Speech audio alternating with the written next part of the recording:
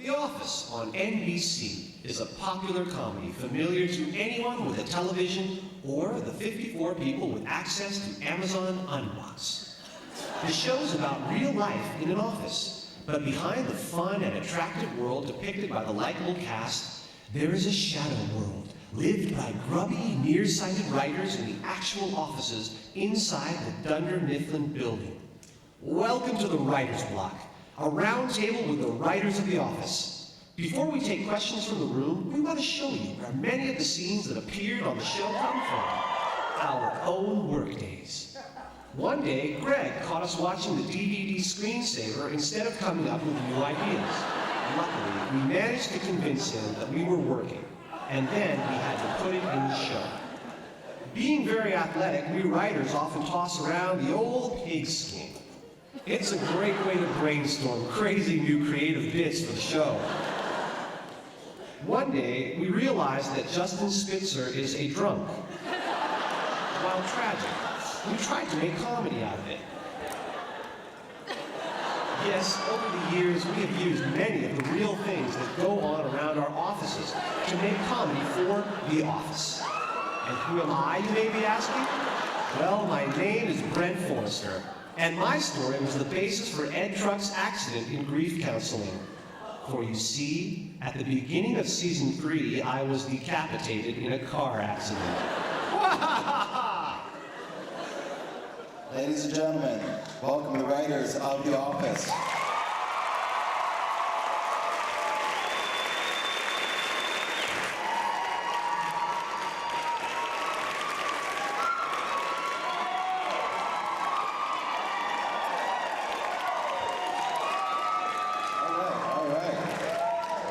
Well, I think a good way to start, if you guys could introduce yourselves and also maybe say an episode that you're proud of writing, proud to be involved in writing. Give the people out here, I know a lot of them know exactly who you are, but give those that don't a good sense of how much you've contributed to The Office. I'm Greg Daniels. I'm proud of writing Blue's Clues. And I'm proud of writing The Secret. I'm Mike Shore. I'm most proud of rewriting The Secret.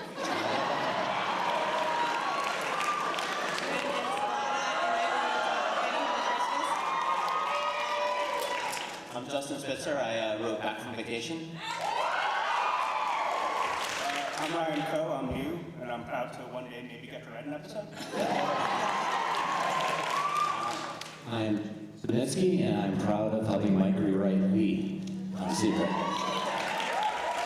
I'm Jason Kessler, and I'm proud of Creed Thoughts. I'm Minnie Kaling, and I'm proud of my first episode, Hot Girl. I'm BJ Novak. I'm proud of writing Diversity Day.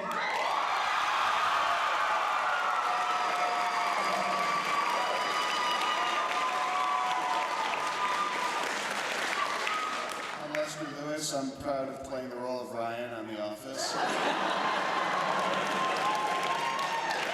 I also wrote an episode called Deposition that will be coming up soon, so.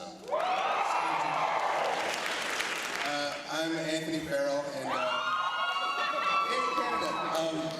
The coolest thing I've written so far is the Kevin talking ahead with the PB&J thing.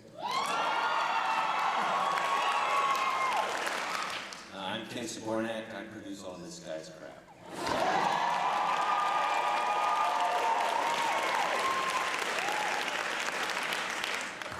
We're going to get started with a few fan questions submitted on the internet, and then we'll sort of feel free to improvise here a little bit. First question comes from Kristen in Scranton, Pennsylvania. And I'm not sure about this. It seems as though you have established an ideal work environment from which to create. To what do you attribute the collaborative nature between the writers, cast, and crew? The process by which we make the show is incredibly organic and very grassrootsy. And as you all probably know, a lot of our writers are actors, and a lot of our actors are writers. And that was Greg's conception of the show from the beginning. Was some shows out in Hollywood land, there's a very weird division between actors and writers, and you don't get to interact much with actors if you're a writer, and obviously vice versa. And the whole point of the show is to sort of break down those barriers. And when you write an episode, you're on the set for every minute of the shooting of it, and you work really closely with the directors, and we have, over the years, developed a real kind of fun shorthand between the actors and the writers and the directors, and it's just a very relaxed environment, and I think that that really helps us because there's no sense of weirdness or something. If the actor has a question, they just come to us, and if we want to let the actors improvise and try to improve the dumb stuff that we've written, then we do that too, and it just is a very calm and relaxed sort of big happy commune that we work on. It's, And a lot of respect, and we respect each other so much. Like, we know we bring some of us respect some other people. we bring stuff down, and we know they're just going to make it better. So Yeah. it's nice. I have a follow-up to that. Am I correct in saying that one writer leads up an episode and then sort of other writers help with the editing? Is that typical of a television show creating a comedy, or is that atypical? I don't know. Yeah, I mean, one of the writers is sort of, we all pitch all the ideas out, and we work really hard sort of making an outline, and then one writer goes off and writes the original draft, and then once you write it, you sort of, it becomes the property of the staff again, and we all rewrite it, and then, but the person who's sort of the point person is on it from day one, and is on the set, and is editing and stuff. And then, you know, you edit it, and you get it exactly the way that you think is best, and then Greg comes down and points out why what you did was stupid and terrible, and then he fixes it and makes it good. Another fan question, this is for Greg. Do you think at some point you'll have to explain why this fictional camera crew is now in its 4th year of filming this documentary? Can you ignore that indefinitely? I think yes. There's a lot of stories from the world of documentaries taking years and years to film. I think Hoop Dreams took 6 years to film or something like that, and there's others that take even longer. And I think it's typical with documentaries that, you know, they don't necessarily have big budgets, but they invest years into a project. So whether that's actually true or not is what I'm going to believe. As the show has progressed, the office workers seem to have developed a relationship with the documentary crew. Is this growth a conscious choice made by the writers? This is from Jessica in Columbus, Ohio. Jen should answer that. Yeah, occasionally we'll do an episode that kind of focuses, like in, there's an episode that I wrote where Pam was interacting with the cameras, trying to find out if Dwight and Angela were together. And the cameras got involved, and we had a lot of fun with that. We don't do that often, but it's fun when we get to do that. Like, Randall, one of our cameramen, he had a direction of, like, he's really excited to show her something, and he kind of ran up to her desk instead of just the normal, you know, kind of zooming in or going. So the camera was bouncing, and he waited there to try and get her attention, and when she looked up, he, like, pointed out something. So we don't do that very often, but I think it's really fun. Randall is also our DP and a director of many episodes, and he's like the hidden member of the cast, he and Matt, because when they look around, you get a sense of who the cameraman is. How much of the show is improvised? You guys must get that question a lot. Like, can you put that to rest here today? We encourage a lot of improvisation, and once we kind of get it scripted, then you know, we'll throw out lines to the actors, and then they'll start playing with it, and we'll get other things from that. Well, what's interesting is that when people improvise, there's comedy and there's story when you have like an episode, and most often, like 100% of the time, actually, actors will improvise on comedy. But then when you have to edit it, you don't have Steve's not usually like, the reason I did this was because you don't have a lot of improvisation on story. So it's, even though it's hilarious, a lot of times it's cut out. I'll also say I believe that the fact that the actors know that there is improvisation coming up helps the scenes feel real. Because if there was a large gap between how you felt delivering the scripted line and how relaxed and natural you felt when improvising a line, we'd be able to tell that something was off in the way things were written or the way things were being performed. So I think that as a part of the process actually helps the entire show and the scripted lines feel improvised as well. And actually, with us being on set, the writer, whoever wrote the first draft is on set, the actors are really cool about, pretty much doing the lines and then saying, hey, I had an idea for this, I had an idea for that. And, can I try it? And it usually works out great. So it's that kind of relationship. It goes back to, like, they start with the lines as written, then they improvise a version of them, and then often they look back at the original lines with a new understanding of them from improvising it, and they end up doing the lines as written, but more naturally. What are some of the obstacles the writing staff faced when dealing with producing these 4 one-hour-long episodes to open the season? This is from Charlotte and Westchester, Pennsylvania. There are many of them. One of them was that they couldn't just be hour-long episodes. They had to be episodes that, when they are shown at repeats, they could be broken up neatly into 2 half-hour parts, which was very difficult. It was very hard to construct stories that would arc over 2 episodes, but individually could work as just 1 episode. Like the end of the first episode had to feel like an end of the first episode, Right. but also it had to be like, wait, there's more. I would say the biggest thing, though, is that the way that we shoot the show is that we shoot way more stuff than we need, way more stuff than we need, which is why there's so many deleted scenes on the internet and stuff. And for every 21-minute and 30-second show that normally airs, our first editor's assembly is 35 or 38 minutes long. And I think if the show is good, it's because we keep cutting it down until it's like a finely honed little comedy nugget. And when the show was an hour long, which meant it had to be 42 minutes long, we ended up with editor's assemblies that were 70 minutes long. They were essentially movies. And it's just more than twice as hard to edit and fix and hone something that's 70 minutes long into something that's 42 minutes long, So. It was hard, I think, on everyone. I think we really enjoyed it, but it was, instead of taking 10 days to shoot it, we did it in 8 days, so it was just... It was like an obstacle course. It was like a crazy obstacle creatively course. fun and interesting and challenging. Yeah. But a lot of work. We got a couple more fan questions here. This is Melissa in McDonald, Ohio. It's from Michael Schur. I love you as Mo Schrute. What's it like being both a writer and actor on this? I'm certainly not an actor. Whatever you think of me. It's a lot of fun. It's a little odd because the other writer actors on the show, Paul and Mindy and BJ, are playing less BJ than Paul and Mindy, but are playing essentially exaggerated versions of their natural selves. And in my case, It's exactly the same as Mike.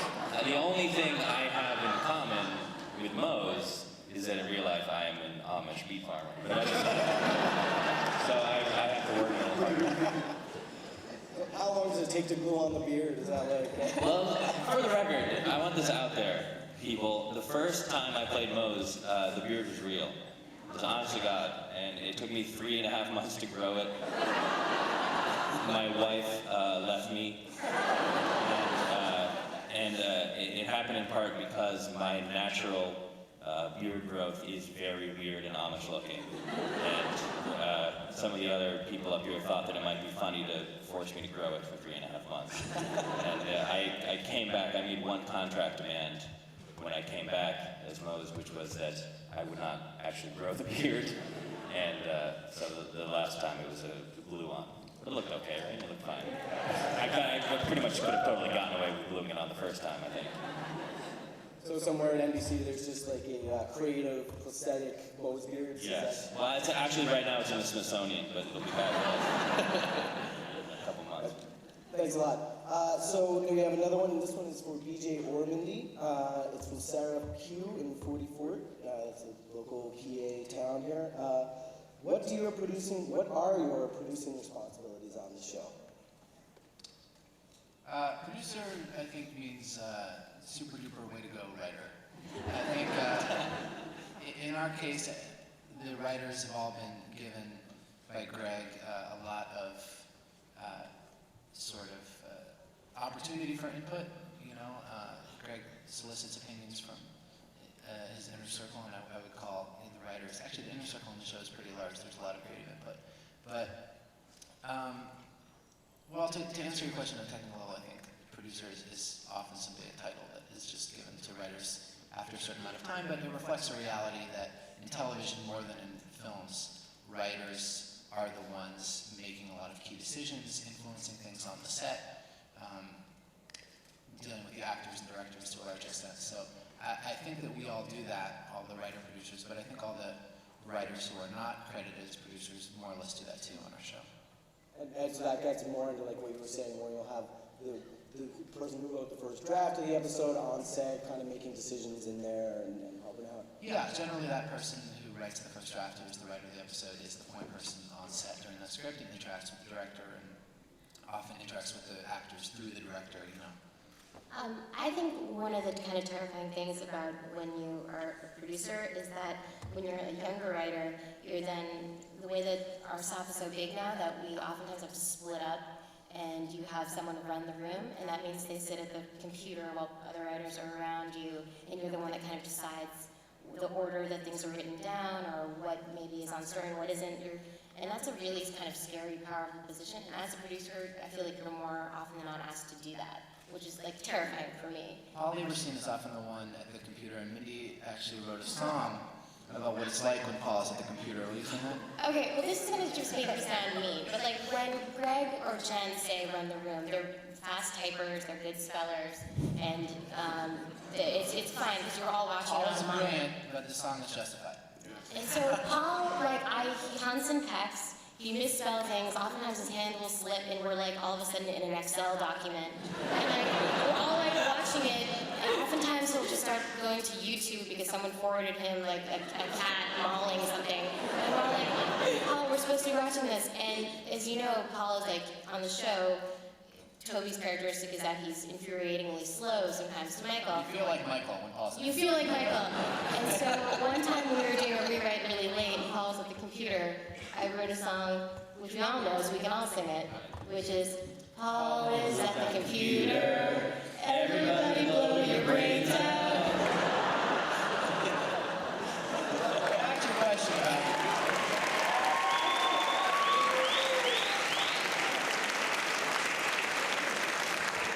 I'm sure he appreciates that out here. Yeah, it's good that he's not here.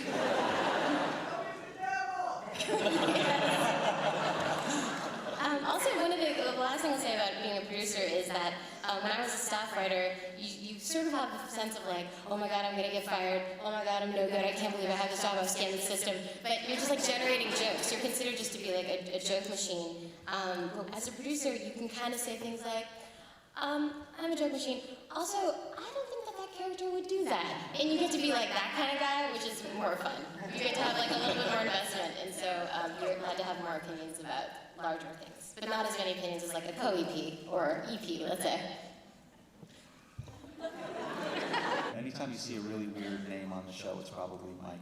Mike comes up with the craziest names, and I don't know if anyone, I think this made the final cut, but somebody was named Gwendolyn Trundlebed, and Mike named that, and her little Also, Mike is responsible. Mike's responsible for Toby Flenderson. Yeah. Crazy. It's like if Paul's thing is that he's terrible at the computer, Mike's thing is that he's like a very funny, very brilliant comedy writer. If you have any name thing, he goes into like nonsense land. What's the joke that if you would be nothing happier would be if you had like a Swedish phone book? Yeah. That was what Paul said he was going to get me for my birthday, was a Swedish phone book. Because every name I come up with is like Gern Grundleman and Lars Larsmanson and stuff. As a matter of fact, in the episode that we just did, there's a scene in the deposition where they're reading off the names of the people in the room, and the last two names are Ted Grundleman and Toby Flenderson. We thank Mike for that. It's the proudest moment of my life. But in this one episode that we did, The Return, when Dwight was had quit the job and was looking around for other jobs and stuff, he was interviewing with a bunch of people, and it was just very short scenes, and the people didn't have names or they didn't even have lines. And so it was very late at night, and I wrote in that the woman's name that he was interviewing with was named Gwendolyn Trundlebed for no reason. And then our set designers, who were fantastic, saw that this woman's name was Gwendolyn Trundlebed and thought that we were trying to say something about her character. And she literally was an extra. She just sat there and stared at Dwight. And they designed her office in this incredibly like elaborate, girly way. Like she was like really into fairies and sort of, like, very ethereal. The whole office was pink, And when we got to the set, it was like, what is happening? And then I was like, it's going to the trauma bed, you know? It's just kind of an interesting office. That did not deter me, however, from creating 20,000 other stupid names. We've been playing with Nerf guns in the office, and I put a Nerf gun to Mike's head the other day and said, I will shoot you if you don't give me a normal boy's name, because we were trying to name something, and he couldn't. Couldn't do it. Quick show of hands.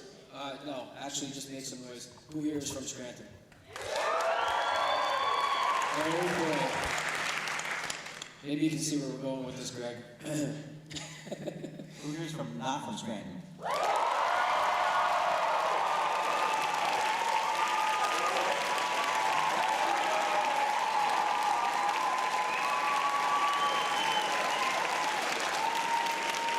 I'm ready for your question now.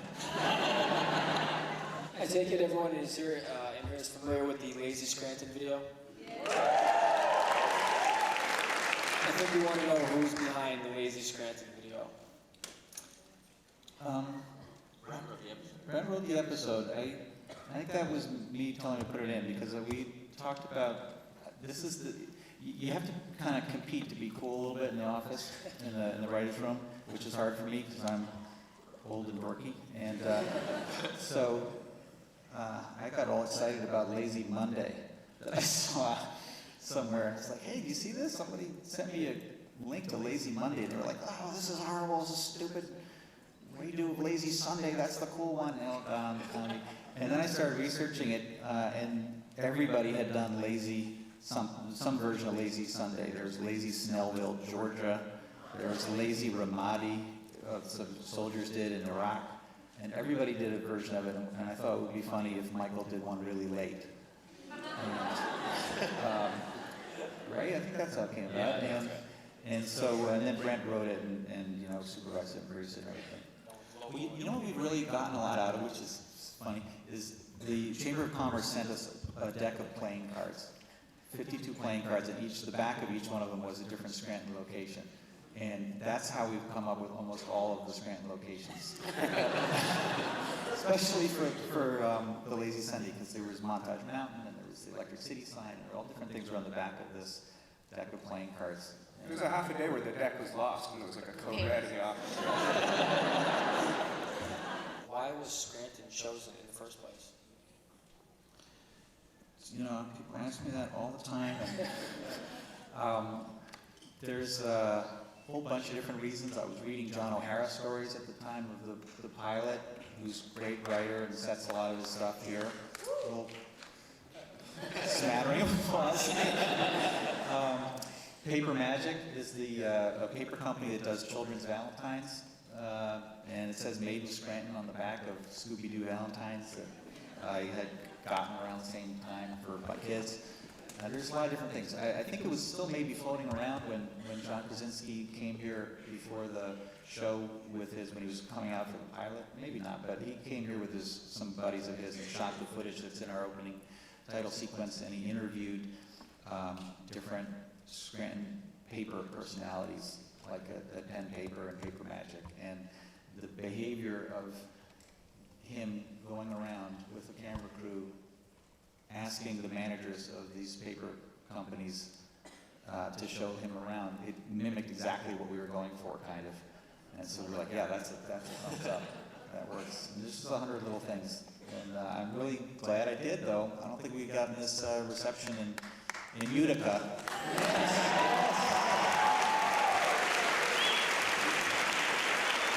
Can you just give us a little bit of insight on just how you got involved in the business? I just wanted to say, in terms of education, Anthony and I are going to be starting a master's program in comedy writing.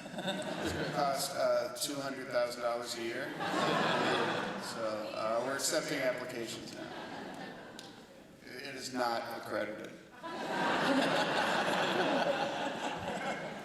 Does anybody else want to give any more insight? One thing I've been kind of recommending lately to people who want to kind of get in is doing improv classes. Because I feel like you have to be on your feet, you have to pitch something. If it's funny, great. If it's not funny, you can't just kind of melt down and disappear. You have to pitch another thing. And so I think it builds confidence. So if it's something they're interested in doing, I would recommend something like that. Another way to do it is the way Gene Stupnitsky did it, which was he was Larry David's nanny. Not kidding. Not Larry David, Harold Ramis. Oh, Harold Ramis. He was Harold Ramis. Although I did babysit Larry's kids once in a while. But that was more for Harold. This is honestly not true. That's how we got into show business. I didn't really want to go into show business. I wanted to be a nanny.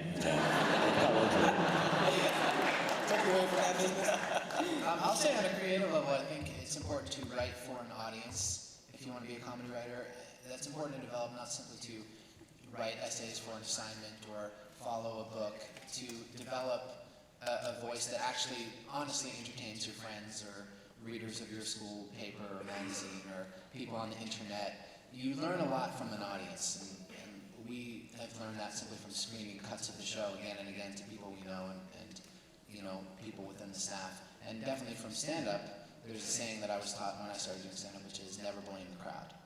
And often it makes sense to lay a little blame on the crowd, but it's better for you to develop if you always think, well, what could I have done better? What was lame in my act? What could have been more novel and more creative? If you develop that for your friends and in a way that they would enjoy reading what you write or watching what you do, that can really get you to a higher level creatively, and often that will be discovered. And there's many books and people that can give you advice on the business side, but getting somewhere creatively is an important business side of it too.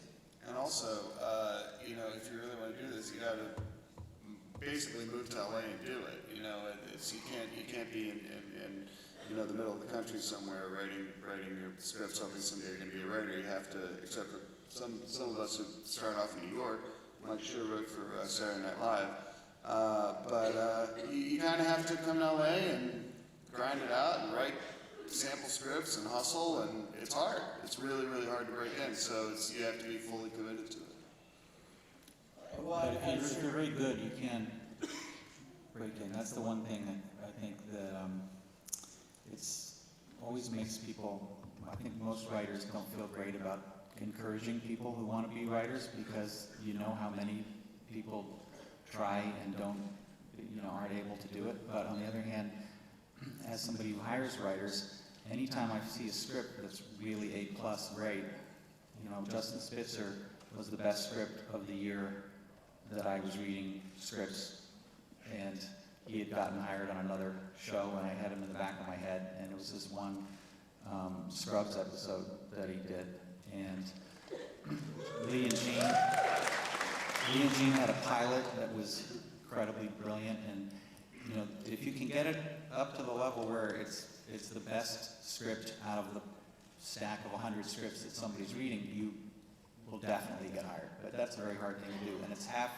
comedy, and it's also half understanding playwriting, and just the dynamics of what makes an interesting character, and how long a story should last, and when you should cut to a subplot. And there's a lot of elements in it that aren't comedic too. And my personal way of getting better at it, I think it's really, sounds so simple, but I think it's really good if you want to improve your writing, to take a show that you like, put it on a pause, like on a tape or DVR or something, and transcribe it from your looking at it. And I don't know why, but I think that helps a lot. I've never heard anybody suggest that, because it's so time consuming.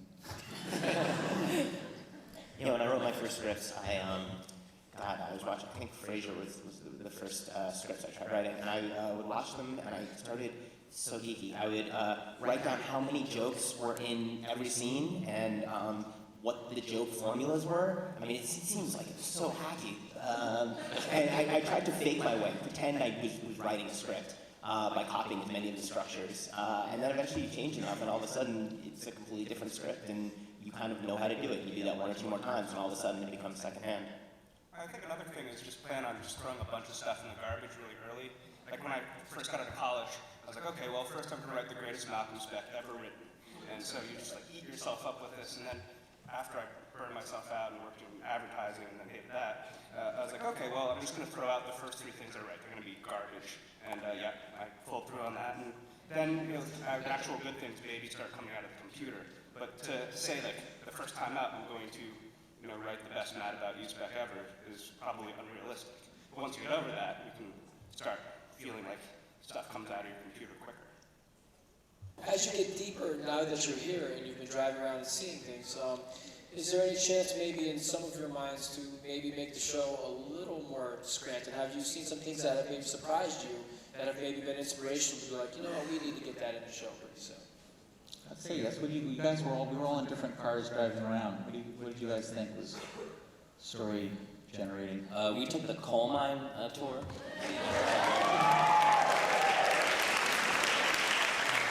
And it was very interesting, and we were thinking of trying to think of stories and stuff that we could do, and then slowly over the course of the tour, the mind-numbingly horrifying conditions under which the coal miners had to work in the tour, pushed the thought of comedy so far out of our brains that we couldn't focus anymore.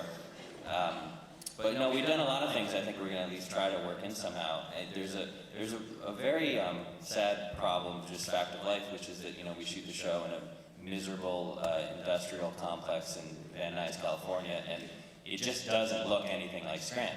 As we were driving around, and we knew that. A lot of us grew up in the Northeast and everything, so we sort of knew that intuitively, but it makes me a little bit sad that we just can't replicate the look and the feel of the town as much as we would like, I think, because we live in a desert with a lot of abandoned warehouses. My question is for any of the writers, what kind of leeway do you have on the characters' backstories? I mean, do you have a Bible that you just have a set of facts, or can you be creative? Jason, when you were a writer's assistant, did you keep some sort of Bible? I did. There is a Bible. We don't really have it handy so much anymore, but there's just kind of a listing of all kinds of facts, anything that's appeared in the show. Any kind of research kind of goes into there, so there's a Bible. You know what's really weird is that we generate more ideas by a factor of 10 than we ever use, and so some of these pitches, what we call it, when the writers throw out a suggestion in the room, you kind of fall into the back of your head, and you don't remember whether or not that was ever written, if it was written, whether it was shot, if it was shot, whether it aired, if it aired, whether it aired on TV or on online. So you can get confused, and what happens is it just floats around until you have to make a decision, and it just becomes possibilities. And it could be like for example, characters' religions. That floats around. And if you had a great story idea that Pam needed to be Catholic or something like that, now we can't do it because she's been established as Presbyterian. So every time you make a decision, you kind of limit things. So it's best to kind of keep it open as much as possible, so you don't paint yourself into a corner and cut off a good story. So the backstory is kind of like Heisenberg uncertainty principle. It's kind of this is good, I'm going to keep going with this. Well, sometimes we'll make these jokes that you just pitch as a joke, and then they have these enormous stakes that you don't think about till later. For instance, the Kelly Kapoor character has a sister who died, and that was a talking head that I think Jean and Lee wrote, which is now part of her backstory, that she's this horrible tragedy, but because she's not real, we think it's funny, so we wrote the joke. That's part of her story. And there was another thing which I think is so funny, which is in Conflict Resolution, our second season. They go around and there's a note in the performance review. There's a note that was stuck in the box from a character named Tom. Tom said, "I wish there was more outreach for people with depression." And Michael's like, "What is this?" And then he's like, "Who's Tom?" And then Phyllis goes, "Tom, So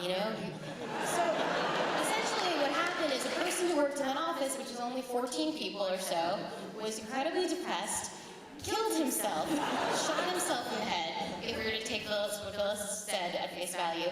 And it happened, asked for help, put a note in a box, and that happened a year ago, because Phyllis was a year ago. So if you time out the series, what we discovered was that his suicide happened a day before the pilot aired.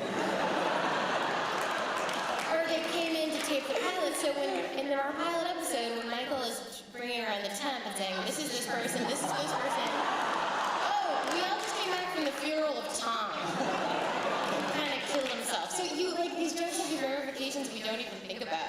So That guy was much more affected by the death of Sprinkles than he was by the death of It never occurred to me that Ryan was probably there as a temp to replace Tom. You could also maybe wonder if the documentary crew was sent there in response. And they're going to investigate the tragedy. What made a man do this?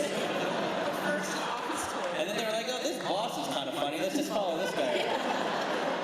Who cares? Tom just stay to see who's next. Go ahead, We Tucker. got one for, I don't know if it's for BJ or about BJ, but here we go. Why did you decide to make Ryan such a butt this year? Well, obviously it was juiciest if Ryan changed as much as possible, and or at least revealed himself as much as possible. The beard was a part of that. I had written into the initiation script that Mose appears with his beard. I then read Mike Schur's draft of Dunder Mifflin Infinity that described Ryan with a goatee, which I was not looking forward to wearing the whole year. Greg looked at my beard that was about to become a goatee and said, I don't know if you would wear that. I think goatees aren't really cool right now.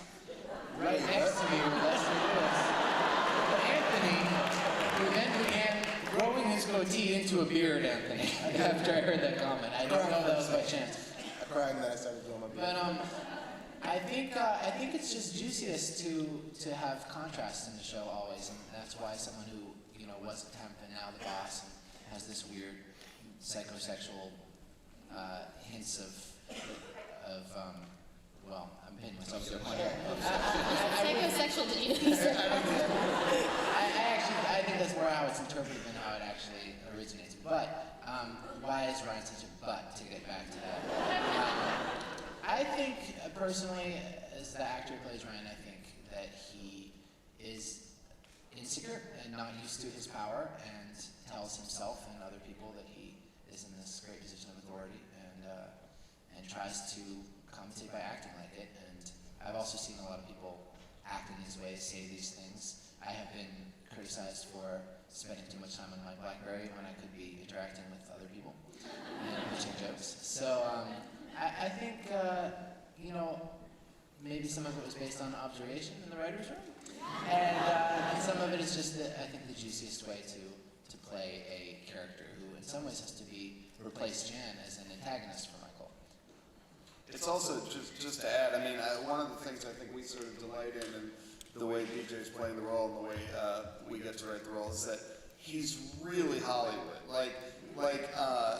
He's definitely could be an agent at an agency, like a talent agent or something. And so I think we also get to have a little bit of fun. It might be a bit of an inside joke, but we get to take little stabs at lampooning our own business with this sort of just silliness of it and the self-importance of it. Hi, my name is Dan. I'm kind of big into film and video editing, so I was curious, what role, in writing does post-production have, just in general? It's really big, and there could be other panels that would be very interesting with Randall and his team and with the post guys. They're a lot of fun. I blog with Dave Rogers, who's one of our editors. We have two editors who just won the Emmy for their editing on the show. And they... in Holland. And because we shoot so much, there's no way that we could keep our jobs as writers and look at every take, or certainly I can't. And so there's enormous reliance on the editor's taste to go through all the different versions and the improvs and everything and select what they consider to be the best takes. And then they put the show together. And usually when we get in the editing room, it's like, all right, maybe we don't need this scene, but there is an enormous amount of take swapping. So their taste is huge at selecting of all the work the actors do, all the 60 hours that they shoot a week or whatever more, right? Because there's two cameras running. There's enormous amounts of tape that they have to watch, and then they select all the best performances out of that. And it's a huge, huge and important job. Who started first, Jim or Pam?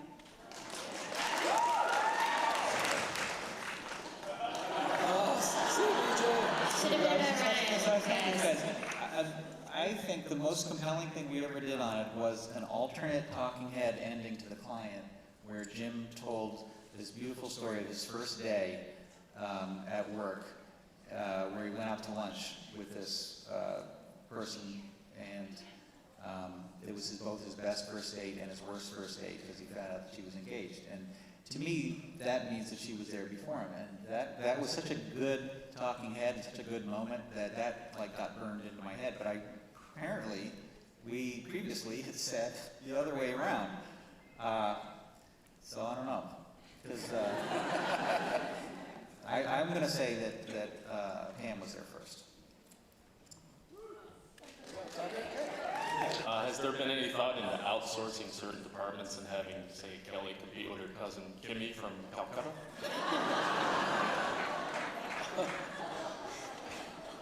It's funny, actually, that it brings up something that I wish BJ was here or Paul were here, which is that when you're a writer-performer on the show, we all work in the annex. And there's a period last year where we did this trick of a very funny story move, which is that Michael is very angry with Ryan and moves him to the annex.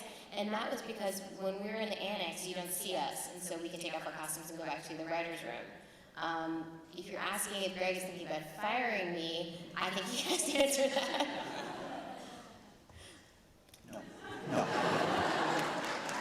Never fire her. Are we ever going to meet Michael's mother that lives in Dixon City? Why Dixon City? Very possibly we'll meet her. We got an award once from the television critics, and Carol Burnett was there, and she was lovely, made a pitch to be Michael's mother.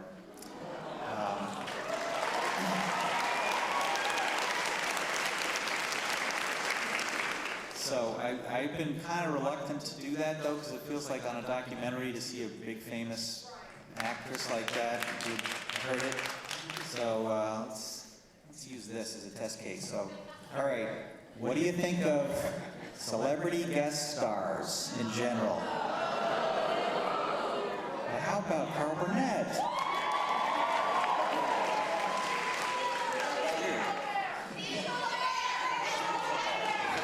As Michael's mother, I don't think that makes sense. All right.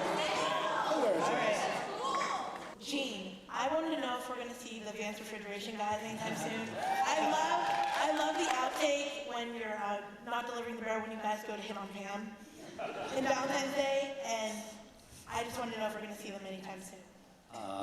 That's actually a question for Greg. I don't know. I mean, these guys write each other into each other's scripts. I don't know if you recognize Justin Spitzer as the intern, though, from Fun Run. He's got to be. Say your line again. Say your line. Open shots by the audience. Justin, can you say your famous line? So that's where your uterus went.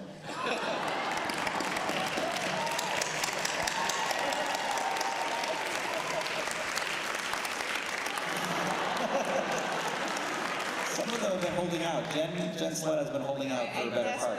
Desperately want to be a shrew. So until that part gets offered.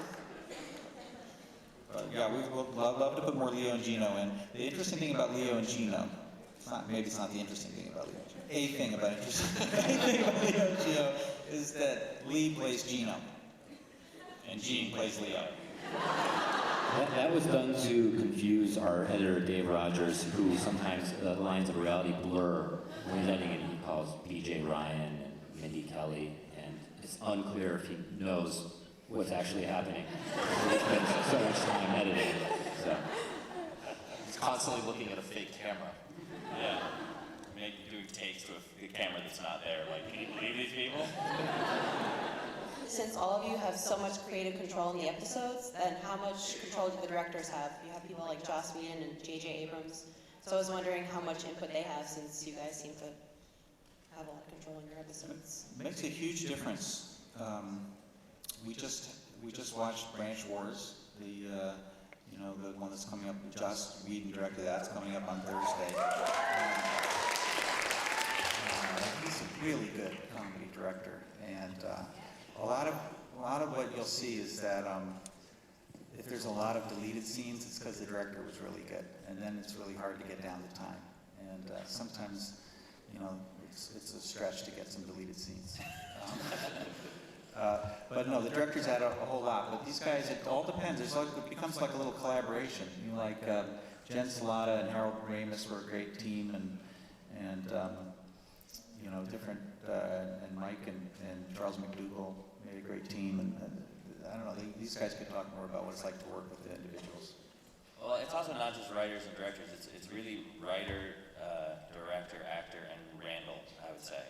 And everything is there's a lot of confabbing, and there's a lot of sort of discussion and sort of free-flowing ideas and stuff, but there are times when there's a director who's just so straight up awesome that you just feel like you're worthless because they're doing everything that you would do before you can have a chance to know that you would do it. And the first episode that Joss Whedon directed, which is his business school, like that he did like an editor, a director's cut of his episode, and it was like, we watched it and I didn't know what you would do to change it. And it's partly because there's some directors who love the show and know the visual style of the show, and so that's not a problem. You know, they never try to do things that we wouldn't ordinarily do. And they just set up really good shots and get really great performances out of people, and then that's when the job is really easy, is when the director is really good. Also, Ken Kwapis has made a huge impact on the show because he directed the pilot, Diversity Day, and Casino Night, and Gay Witch Hunt, and a lot of our big episodes, Blue's Cruise, and he kind of set up our way of interacting, where the cast is very protected and on the set all the time, and the people who usually service the cast, like makeup and hair and stuff like that, and can slow it down and remind everybody that they're in Hollywood, not in Scranton, is kept to a minimum, and they're always like off camera, and the cast have their own little compacts to do their makeup on their own and stuff. And he set up a lot of things that really helped us, you know, in our process to make the show what it is. My question is kind of a two-parter. The first part is, what is your favorite catchphrase that each of you have created yourself? And the second part is, who's responsible for I'm in love with Italian food? And can we see Pam reciprocate that? Paul Lieberstein wrote, I believe, right? I'm in love with Italian food, the Jim Talking Head. Yeah, I believe that was Paul. Favorite catchphrase? You know who's got a lot of catchphrases is Ed Helms. I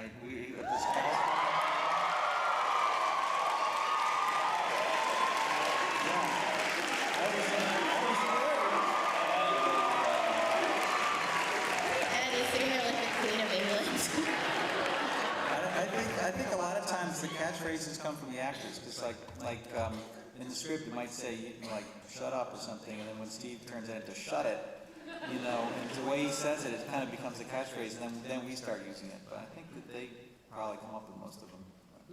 Who first pitched That's What She Said? Yeah!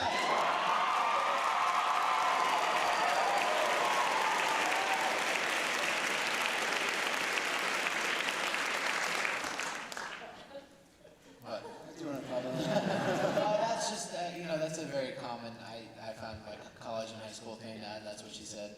And now that it's in all of our heads, I guarantee you there will be one or two for the question and answer session as well. Because it gets stuck in your head and then you see so many options to use it, that's what she said. It's to the point now we're in the writer's room, we're just pitching and someone will say something and you'll be like, and you'll have a point that you have to make, but you can't stop, so you're like, well, I think Michael should, that's what she said, should try to really do this. It's like there's no joy in it anymore, even. It's like a take that we have. For Michael, too, it's a compulsion at this point. Sometimes he has to put an issue to rest with that's what she said before moving on. Right. Something he believes in. Jen has that problem. I'm just gonna say it, Jen. Like, I mean, Jen can literally, like, you're trying to pitch in something, and you look in her eyes, and you know she's not thinking about anything, but just like racing of how, which is funny because it's a kind of like Jen's like a classy lady, but that's a pretty like low form of a joke. It's my favorite. In fact, Mike and Paul at one point sat me down last year and like, you have to pick your moments where you do that's what she said. Just do them, keep doing them, do them a little less. Yeah. I like when Michael says yesh. Y-E-S-H. I didn't come up with it, I just think Yeppers. It's Yeppers. I have a question from Mindy and BJ. I've noticed, especially last season, that the episodes that you write tend to center around your character a little bit more than otherwise. So I was wondering if you feel yourself biased a little bit towards developing your own character and getting to do what you feel like, because who knows their character better than you guys, right? So that, things that maybe other people might not come up with, and a little biased towards gearing the story around your character. What part of Diwali did you think had to do with me or anything that I would know? Or casting my actual parents in an episode? How dare you? How dare all of you?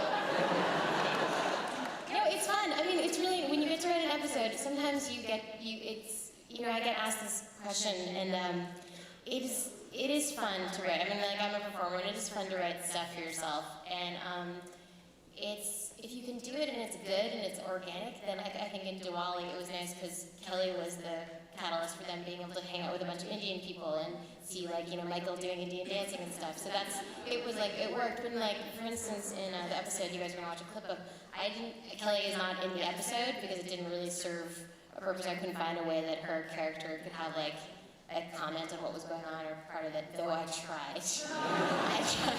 So, She pitched a narration for Kelly. The whole thing was going to be a dream that Kelly had. Welcome to Scranton, everybody. Oh my God, you guys, it's Branch Wars. Just like anything. Oh my God, just anything. But, like, everyone does it. Like, Mike is constantly like, how do we put Mose into the convention?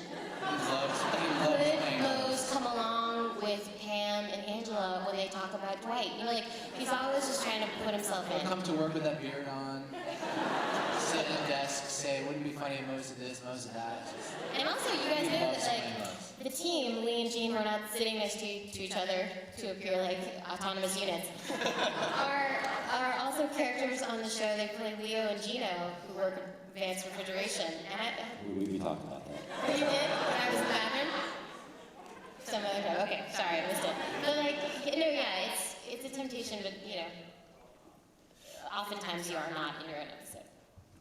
BJ, is the same thing for you? Yeah, well, sometimes there's an episode, like, I believe Mike came up with the idea for the fire, and Greg assigned it to me just because it seemed like a good fit, Ryan started the fire, how about, the guy who plays Ryan writes the episode. And that was great, and, sometimes, though, I prefer it when someone else writes Ryan, because it will push me more. Like, when I read Mike's draft for Dunder Mifflin Infinity, I wouldn't have thought, because as the actor plays Ryan, I'm always thinking, well, what would he do, what would he feel, how would it be real? And to see things that were more extreme than I would have guessed, it's not something I would have written, but it made it much more interesting. And it was fun to play. Well, how could he do this? How could he pull this up? How could this be fun? How could this be, how would it be justified? And that, I think, is a much more interesting contrast when someone else pushes the character and you have to figure out how to do it. Let me say this, everybody realizes how important and unprecedented it is to have almost every writer from the best show on TV in Scranton right now, but I think we all agree that it's great that you're here, number one, but number two, it's also great that you are as funny as we wanted you to be right now. Thank you so much.